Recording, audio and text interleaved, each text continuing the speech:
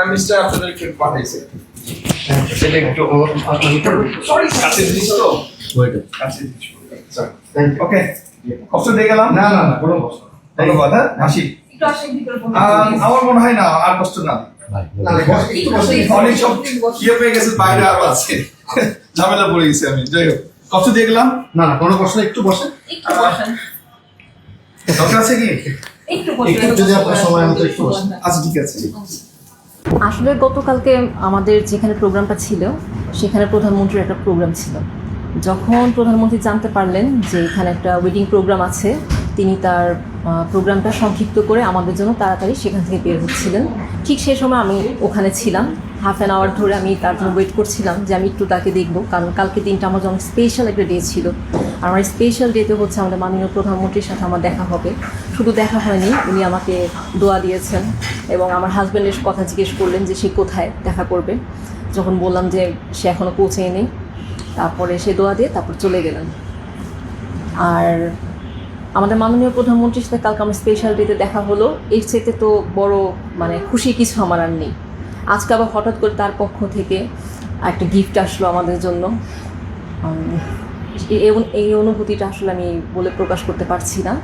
বিয়ের মতো একটা স্পেশাল ডেতে একজন কনের সাথে আমাদের দেশের প্রাইম মিনিস্টারের সাথে দেখা, এটাই তো সবচেয়ে বড় স্পেশাল জিনিস। এর থেকে তো বড় স্পেশাল হতে পারে না।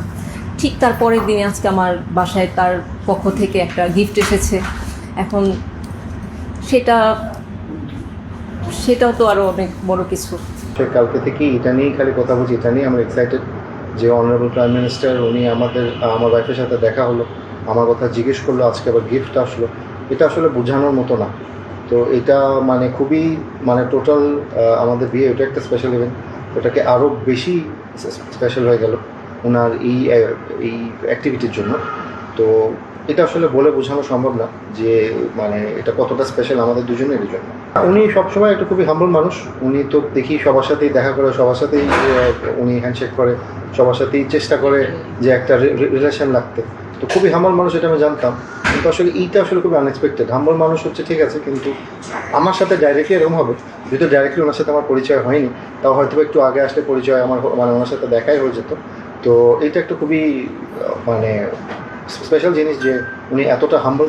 উনি অনারেবল প্রাইম মিনিস্টার, উনি আমাদের তাও এতটাই হাম্বল উনি যে উনি আমার ওয়াইফের সাথে কথা বলেন, আমার কথা জিজ্ঞেস করলেন, আবার এত বিজি স্কেজুলের মধ্যেও উনি আমাদেরকে একটা গিফট পাঠালেন। তো এটা আসলে বলে বোঝানোর মতো না, যে এই ফিলিংটা আসলে এটা বলে বোঝানো না। কিন্তু একটা জিনিসই বলবো যে প্রচণ্ড স্পেশাল ফিলিং। বিয়ের প্রোগ্রাম আছে, বিয়ের প্রোগ্রামটা কখন? তখন বলছে যে 7টা থেকে শুরু হবে। আমরা হলটা নিয়েছিলাম হচ্ছে 6টা পর্যন্ত, 1 ঘন্টা অলরেডি পার হয়ে গেছে। তা ও হল কর্তৃপক্ষ কৃষিবিদ যারা আছে তারা আমাদেরকে ওইভাবে জানায়ও নি। প্রাইম মিনিস্টার প্রোগ্রাম মনে করেছে যে প্রাইম মিনিস্টার প্রোগ্রাম কীভাবে আর জানাবো, তাকে হয়তো সাহস করেনি বা কিছু একটা। পরে আমরা এটা প্রাইম মিনিস্টার কানে দেওয়ার সঙ্গে সঙ্গেই আমাদের 3জন মন্ত্রীর বক্তব্য ছিল এবং প্রশ্নোত্তর পর্ব ছিল প্রায় 1.5 ঘন্টা। এই অনুষ্ঠানটা উনি নির্দেশ দেয় যে মন্ত্রীরা শুধু বক্তব্য দিয়ে, কিন্তু প্রশ্নোত্তর পর্ব হবে না। এখানে আমরা 1.5 ঘন্টা সেভ হয়ে গেল। এটা হওয়ার পরে উনি তাড়াহুড়ো করে যখন নামছিলেন অনুষ্ঠান শেষ করে, যে একটা বিয়ের অনুষ্ঠান আছে, তখন নববধূ তখন ওখানে বধূ বেশে সেজে লিফটের নিচে দাঁড়ায় ছিল, এক্সিলেটরের নিচে সিঁড়ি দিয়ে নামার পরে ওনার সাথে দেখা হয়।